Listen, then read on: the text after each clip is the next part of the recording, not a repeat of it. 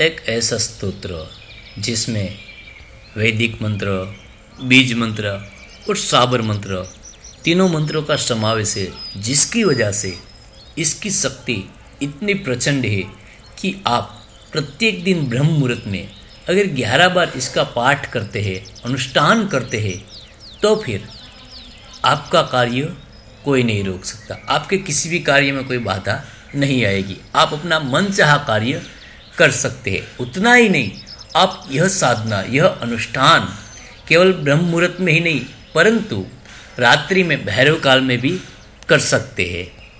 यह अनुष्ठान श्री हनुमान जी का है। महात्मा तुलसीदास द्वारा रचित बजरंग बाण में कई सारे बीज मंत्र है, वैदिक मंत्र है और साबर मंत्र का भी उल्लेख है, जिसकी वजह से तीनों मंत्रों की शक्ति मिलके आपका कोई भी कार्य रुकने नहीं देती है।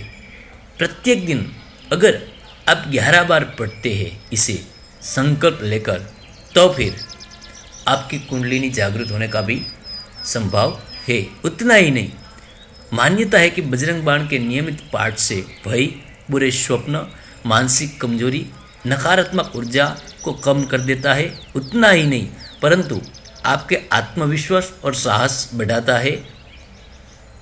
आपकी बाधाओं में राहत मिलती है। अगर आपके कार्यों में रुकावट आ रही है, बार बार असफलता मिल रही है, अनचाही परेशानियां आ रही है, तो ये सब नष्ट हो जाती है। आपकी मन की एकाग्रता बढ़ती है, मन स्थिर होने लगता है, ध्यान की शक्ति बढ़ती है और गहरे आप साधना में लीन हो जाते हैं।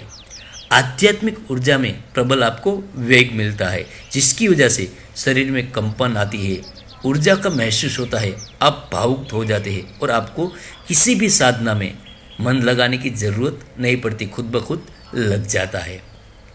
कई लोग सोच रहे होंगे कि 11 बार ही क्यों?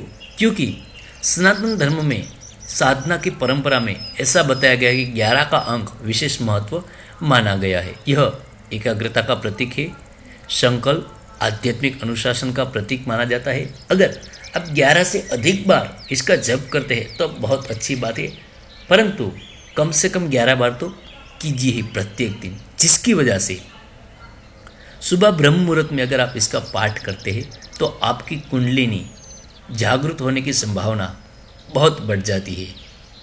कुछ लोगों को बजरंग बाण के पाठ करने से सावधानी रखनी चाहिए। जो लोग मजाक में साधना को लेते हैं, किसी को हानि पहुंचाने के इरादे से साधना को सिद्ध करते हैं और अत्यधिक डर या भ्रम में पड़ जाते हैं, उन लोगों को बजरंग बाण की साधना नहीं करनी चाहिए। अगर आप यह साधना करते हैं तो सबसे पहले भगवान श्री राम की छवि आपके सामने रखिए या फिर राम दरबार की छवि सामने रखिए। उसके बाद भगवान श्री हनुमान की छवि या यंत्र आपके सामने रखिए और फिर हाथ में जल लेकर आपको यह संकल्प करना है। संकल्प लेने के बाद आपको साधना का प्रारंभ करना है, जिसकी वजह से आपको तुरंत फल मिले। बिना संकल्प की कोई भी साधना आपकी साधना पूर्ण नहीं कहलाती है। जब आप संकल्प लेकर कोई भी अनुष्ठान करते हैं, साधना करते हैं, तब उसका फल आपको मिलता ही मिलता है। यह साधना आप किसी भी शनिवार, मंगलवार, चतुर्दशी, पूर्णिमा या अमावस्या की रात्रि से प्रारंभ कर सकते हैं या सुबह ब्रह्म मुहूर्त में कर सकते हैं।